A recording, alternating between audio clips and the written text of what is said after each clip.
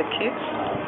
Okay. I saw the kids lying around the place, and then I decided, okay, what must I do for these kids? Because it's dangerous here in Khayelitsha.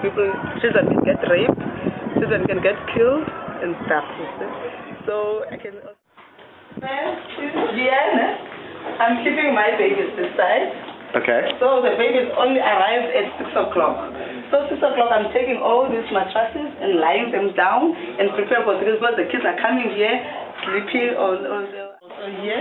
It's the days of the week, Okay. So I must tell them from Monday, they must know the days of the week. You start on Monday, Tuesday, Sunday. It's where they sit on this mat. Okay. When they are raising their books, because there's time for them when they are tired playing, and then they don't want to listen when I'm teaching, and then I'm giving them some small books so that they can teach, they can read some stories.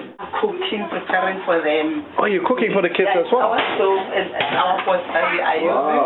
And then we keep the yogurt and stuff on this refrigerator.